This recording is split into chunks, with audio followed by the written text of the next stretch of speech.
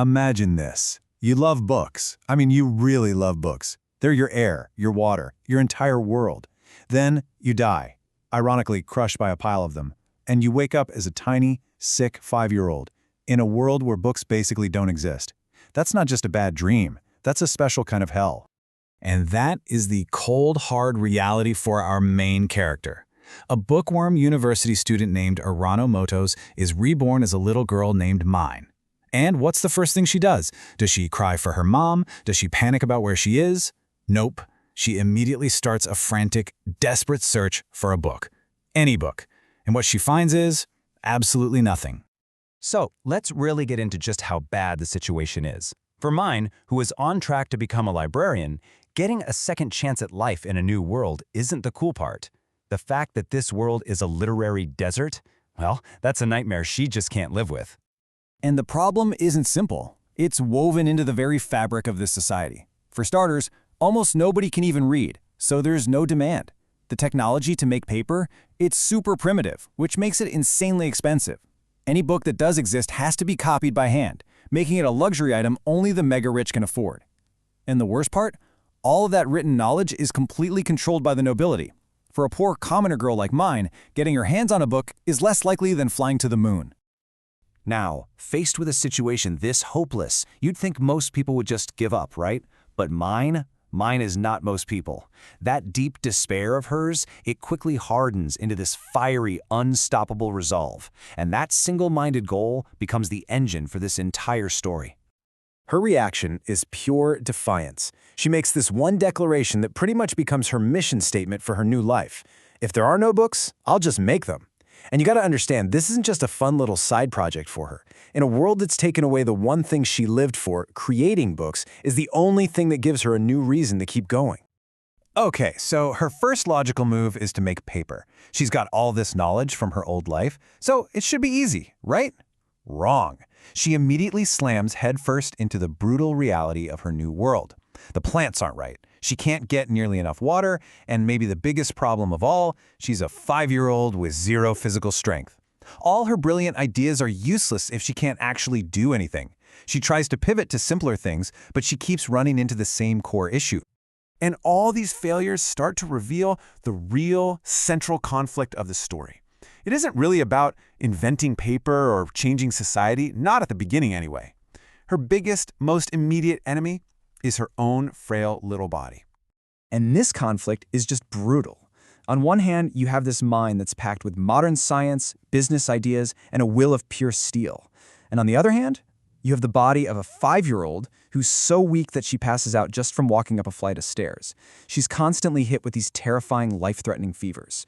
This massive gap between her powerful mind and her powerless body is where all the tension comes from. So Mine has this huge realization. Her determination is not going to be enough. She can't do this alone. If she's ever going to make her dream a reality, she needs help. She needs people to be her hands, her muscle, her way into a world she just doesn't get yet. This is the moment her lonely quest starts to become something much bigger. And two key people step into the picture. First, there's Lutz, her childhood friend. He basically becomes her arms and legs. Their partnership is perfect. She gives him the revolutionary ideas he needs to break out of his dead-end future, and he provides the physical strength she completely lacks. Then there's Benno. He's a sharp, savvy merchant who instantly sees the money-making potential in this weirdly knowledgeable little kid. But he's also incredibly suspicious of her. He's a huge opportunity for sure, but he's also a pretty big risk. Now, up to this point, you might think Mine's constant sickness is just a tragic obstacle, something to make her struggle harder. But then the story just yanks the rug right out from under you. We learn the horrifying truth. Her weakness isn't just a condition. It's a ticking clock counting down to her death. So what's really going on? Why is she always on the verge of collapsing from these crazy fevers? It's not just some childhood illness. It's something much, much worse. The answer is a disease called the devouring. And it's as terrifying as it sounds. It happens when someone has a ton of magic but no idea how to control it. So the magic literally starts to eat them alive from the inside. And for a commoner like Maine, who has no access to the ridiculously expensive magic tools you need to manage it, it's a 100% fatal diagnosis. It's a death sentence. And that one reveal changes everything. All of a sudden, her passionate dream of making books isn't a hobby anymore. It is a desperate, frantic race against time. The only way she can get the tools she needs to live is to get rich and powerful, two things that are completely impossible for a poor little commoner girl. And this is where the real story begins. It's all about Gekujo, the idea of an underdog rising up and overthrowing the powerful. Mind's plan to make paper isn't just about reading anymore. It's a calculated, strategic move to weaponize her modern knowledge, to claw her way up a social ladder that's designed to keep her at the bottom, and to literally buy herself more time to live. And her plan is brilliant. Step 1, innovate. Perfect a way to make cheap, plant-based paper that can be mass-produced. Step 2, commercialize. Partner with the merchant Benno to turn that knowledge into cold, hard cash. And step 3, ascend. Use that money and influence to climb the ranks of the Merchants Guild, getting high enough to finally reach the magical tools only nobles are supposed to have. So when she finally sits down to negotiate a formal contract with Benno, you realize what you're really watching. This isn't just a business meeting. It's the opening move in a high-stakes war against her own body and a society that's already decided her fate. This is her fight to completely overturn the destiny she was given.